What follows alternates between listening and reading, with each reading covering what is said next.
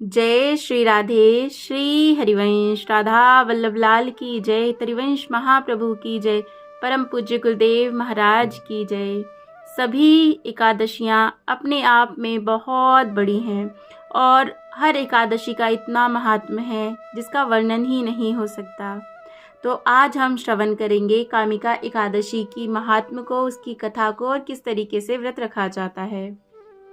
तो अगर कोई व्रत नहीं भी कर पाए तो कम से कम उसे कथा श्रवण करनी चाहिए। कथा श्रवण करने से भी यज्ञ करने जितना फल प्राप्त होता है। तो ज़रूर अगर व्रत ना भी करें तो कथा सुनाएं अपने घर वालों को, अपने फ्रेंड्स को जिनसे हम प्यार करते हैं। तो उनको बोलें बस कथा सुन लो, चलो तुमसे व्रत नहीं होता तो इतना तो करो। तो चलिए हम कथा सुनते हैं। तो यहाँ पर भगवान श्री कृष्ण और अर्जुन आपस में बात कर रहे हैं और देखते हैं क्या बात हो रही है। तो अर्जुन कहते हैं भगवान से, हे प्रभु, आपने मुझे आषाढ़ माह के शुक्ल पक्ष की एकादशी के बारे में बताया। अब आप मुझे कृपा करके श्रवण मास के कृष्ण पक्ष की एकादशी के बारे में बताइए। इसका क्या नाम है, इसकी क्या विधि है, इसमें किसका पूजन किया जाता है और इसका उपवास करने से किस फल की प्राप्ति होती है। इन सब के बारे में आप मुझे बताइए। तो फिर भगवान बता रहे हैं और हम सबको सुनना है। हम सबसे भगवान कह रहे हैं। क्या बोले भगवान? हे श्रेष्ठ धनुर्धर, मैं श्रावण माह की पवित्र एकादशी की कथा सुनाता हूँ। ध्यान पूर्वक श्रवण करो। एक बार इस एकादशी की पावन कथा को भीष्म पितामह ने लोकहित के लिए नारद जी से कहा था। तो चलो हम सुनते हैं। एक समय नारद जी ने कहा, हे पितामह, आज मेरी श्रावण मास के कृष्ण पक्ष की एकादशी की कथा सुनने की इच्छा है, अतः आप इस एकादशी की कथा का विधान मुझसे कहिए। नारद जी की इच्छा को सुन पितामह भीष्म ने कहा, हे नारद जी, आपने बहुत ही सुंदर प्रस्ताव किया है। अब आप बहुत ध्यान पूर्वक इसे श्रवण कीजिए। श्रावण माह के कृष्ण पक्ष की एकादशी का नाम कामिका एकादशी है। इस एकादशी की कथा सुनने मात्र से ही वाजपेय यज्ञ के फल की प्राप्ति होती है। जय हो। कामिका एकादशी के उपवास में शंख चक्र गदाधारी भगवान विष्णु का पूजन होता है। जो मनुष्य इस एकादशी को धूप दीप नैवेद्य आदि से भगवान विष्णु की पूजा करते हैं, उन्हें गंगा स्नान के फल से भी उत्तम फल की प्राप्ति होती है। यहाँ पर भगवान विष्णु कहा जा रहा है। भगवान विष्णु, भगवान श्री कृष्ण, राम, किसी की भी पूजा करेंगे एक ही बात है। सूर्य ग्रहण और चंद्र ग्रहण में केदार और कुरुक्षेत्र में स्नान करने से जिस पुण्य की प्राप्ति होती है, वह पुण्य कामिका एकादशी के दिन भगवान विष्णु की विधि पूर्वक पूजा करने से प्राप्त होती है। भगवान विष्णु की श्रावण माह में भक्ति पूर्वक पूजा करने का फल समुद्र और वन सहित पृथ्वी दान करने के फल से भी ज्यादा होता है। जय हो। व्यक्ति पात में गंडकी नदी में स्नान करने से जो फल प्राप्त होता है, वह फल भगवान की पूजा करने से मिल जाता है। संसार में भगवान की पूजा का फल सबसे ज्यादा है, अतः भक्ति पूर्वक भगवान की पूजा ना बन सके तो श्रावण माह के कृष्ण पक्ष की कामिका एकादशी का उपवास करना चाहिए। आभूषणों से युक्त बछड़ा सहित गोदान करने से जो फल मिलता है, वह फल कामिका एकादशी के उपवास से मिल जाता है। जो उत्तम द्विज श्रावण माह के कृष्ण पक्ष की कामिका एकादशी का उपवास करते हैं तथा भगवान विष्णु का पूजन करते हैं, उनसे सभी देव, नाग, किन्नर, पितृ आदि की पूजा हो जाती है।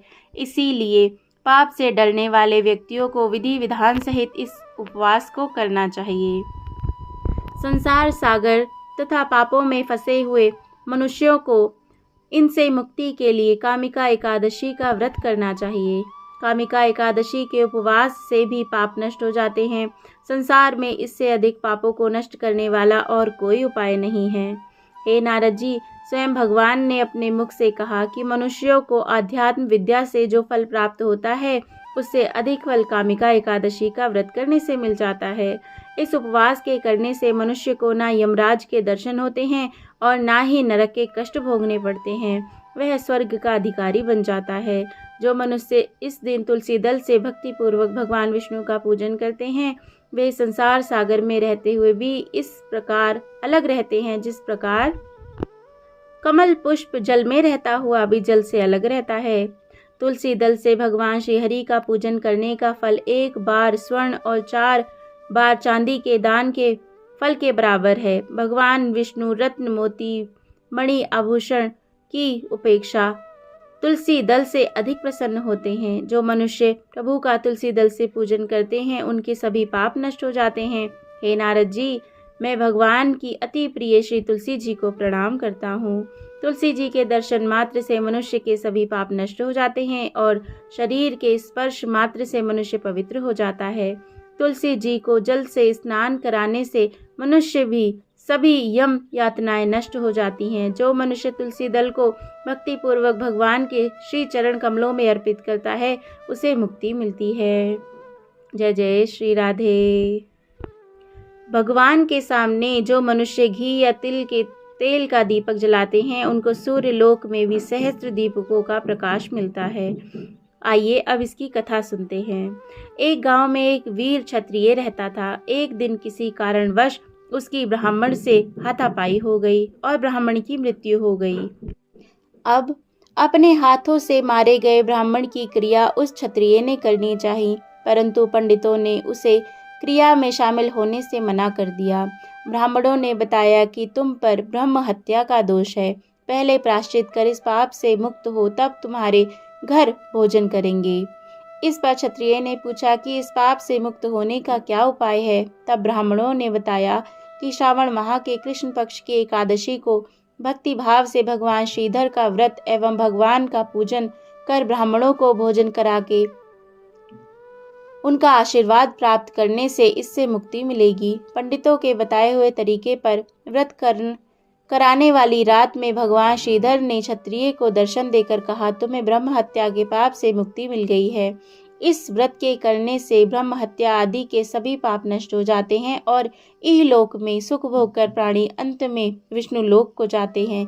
इस कामिका एकादशी के महात्म के श्रवण व पठन से मनुष्य स्वर्ग लोक को प्राप्त करता है। जय जय श्री राधे, जय जय श्री राधे, जय जय श्री राधे श्याम। तो कामिका एकादशी की जय। जय जय श्री राधे एकादशी की बहुत बहुत बधाई। जय श्री राधे।